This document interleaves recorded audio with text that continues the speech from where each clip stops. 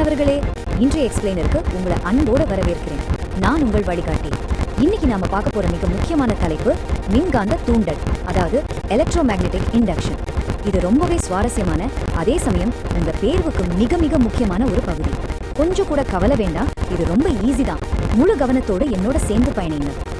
இன்னைக்கு நாம கவர் பண்ண போற விஷயங்கள் இது: மேக்னெட்டிக் ஃப்ளக்ஸ், ஃபாரடே மற்றும் லென்ஸ் விதிகள், மோஷனல் இஎம்எஃப், இண்டக்டன்ஸ், PYQ, அதாவது முந்தைய ஆண்டு கேள்விகளுக்கான ஃபார்முலாக்கள்.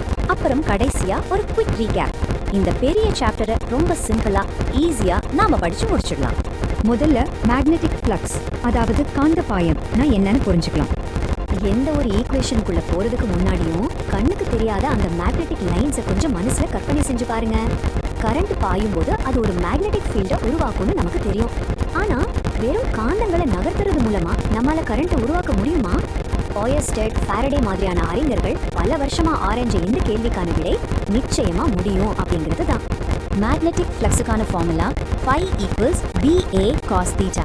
இதை ரொம்ப ஈஸியா புரிஞ்சுக்க ஒரு திறந்த ஜன்னல் வழியா வர்ற மழை துளிகளை கற்பனை செஞ்சுக்கோங்க. ஜன்னலோட கோணத்தை நீங்க மாத்தும் போது உள்ள விழுற மழையோட அளவும் மாறும் தானே? அதே போலதான் ஒரு குறிப்பிட்ட ஏரியா வழியா எவ்வளவு காந்த கோடுகள் உள்ளே போகுது அப்படிங்கறத இந்த தீட்டா கோணம் தான் தீர்மானிக்குது. அடுத்ததான் இந்த கான்செப்டோட மையப்பகுதியான ஃபாரடே மற்றும் லென்ஸ் விதிகளுக்கு போகலாம்.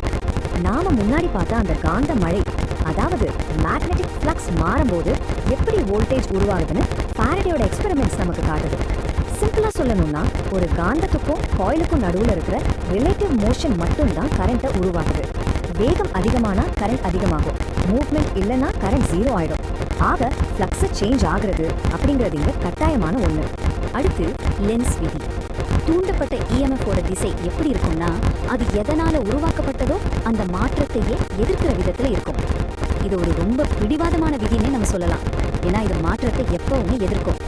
ரொம்ப முக்கியமா இது law of conservation of energy, அதாவது ஆற்றல் அழிவின்மை விதியோட அடிப்படையில தான் மிகச்சரியா செயல்படுது. சரி, இப்போ மூணாவது பகுதியான மோஷனல் EMF, அதாவது நகரும் கடத்திகளை பத்தி பார்க்கலாம். ஒரு யூனிஃபார்மான மேக்னெட்டிக் ஃபீல்டுக்குள்ள ஒரு கண்டக்டரை நாம பிசிக்கலா நகர்த்தும் போது என்ன நடக்கும்? இதற்கான ஃபார்முலா தான் எப்சிலான் ஈக்குவல்ஸ் BLV. இதை எப்படி யோசிக்கலாம்னா, ஒரு கூர்மையான கத்தி எப்படி ஒரு காய்கறியை வெட்டுமோ அதே போல எல் நீளமுள்ள ஒரு கம்பி B அப்படிங்கிற காந்த கோடுகளை V அப்படிங்கிற வெலாசிட்டியில வெட்டிக்கிட்டு வேகமா நகர்றது தான் கற்பனை செஞ்சுக்கோங்க. உங்களுக்கு ஏற்கனவே தெரிஞ்ச லாரன்ஸ் ஃபோர்ஸ் கான்செப்டோட இது கொஞ்சம் ஒப்பிட்டு பாருங்க. கம்பியை அந்த மேக்னெட்டிக் ஃபீல்டுக்குள்ள நீங்க தள்ளும் போது அதுல இருக்கிற எலக்ட்ரான்கள் எல்லாம் கம்பியோட ஒரு முனையை நோக்கி தள்ளப்படுது. இது அந்த கம்பியவே ஒரு பேட்டரி மாதிரி செயல்பட வைக்குது.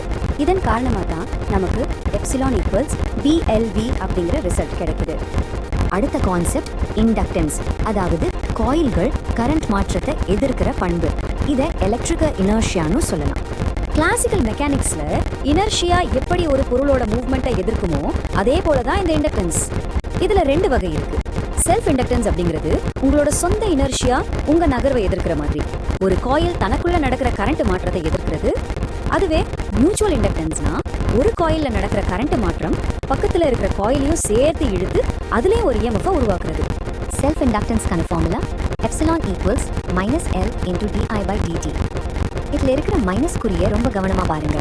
இது வேற ஒன்றும் இல்லை, மறுபடியும் நம்ம லென்ஸ் விதியோட செயல்பாட்டுக்கான சான்றுதான். ஒரு சர்க்கியூட்ல கரண்ட் அதிகமாகிறதையோ அல்லது குறையறதையோ இது கடுமையா எதிர்க்கும். இப்ப நாம ரொம்ப ரொம்ப முக்கியமான பகுதிக்கு வந்திருக்கோம். உங்க எக்ஸாம்ல அடிக்கடி கேட்கப்படுற ஹை ஈல்டு கான்செப்ட்ஸ். ஸ்டூடெண்ட்ஸ் கொஞ்சம் அலர்ட் ஆகிக்கோங்க. நீட் அண்ட் JEE தேர்வுகளை பொறுத்த வரைக்கும் ஆவரேஜா 3 கேள்விகள் இப்ப நாம பார்க்க போற ஃபார்முலாக்களிலிருந்து நேரடியா வந்திருக்கு. அதனால உங்க முழு கவனமும் இப்போ இங்க இருக்கணும். இந்த ஃபார்முலாவை கவனமா நோட் பண்ணிக்கோங்க. U = ½LI². இந்த மேக்னெட்டிக் பொட்டென்ஷியல் எனர்ஜி ஃபார்முலா நீங்க மெக்கானிக்ஸ்ல படிச்ச கைனடிக் எனர்ஜி ஃபார்முலாவான ½ mv² போலவே இருக்கிறது கவனிச்சிங்களா? காம்படிட்டிவ் எக்ஸாம்ஸ்ல இது ரொம்ப ரொம்ப அதிகமா டெஸ்ட் செய்யப்படுற ஒரு ஏரியா. அடுத்து AC generator output.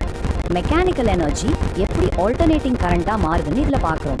Formula epsilon equals NBA omega sin ωt.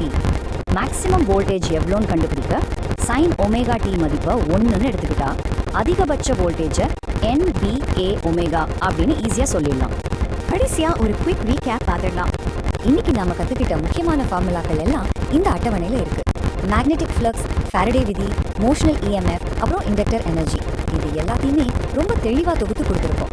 இந்த முக்கிய ஃபார்முலாக்களை இப்போவே ஒரு ஸ்கிரீன்ஷாட் எடுத்து வச்சுக்கோங்க. உங்க குயிக் ரிவிஷனுக்கு இது ரொம்பவே கை கொடுக்கும். இன்னைக்கு நாம பார்த்த லென்ஸ் விதி எப்படி எந்த ஒரு மாற்றத்தையும் எதிர்த்து ரொம்ப பிடிவாதமா இருக்கோ, அதே பிடிவாதத்தோட நீங்களும் உங்க கவனச்சிதறல்களை எதிர்த்து படிக்கணும். அந்த உறுதியான முயற்சி உங்ககிட்ட இருந்தா வரப்போற மார்க் டெஸ்ட்ல நிச்சயமா உங்களால அதிக மார்க் ஸ்கோர் பண்ண முடியும். உங்க கடின உழைப்புக்கான பலன் உங்களுக்கு கண்டிப்பா கிடைக்கும்.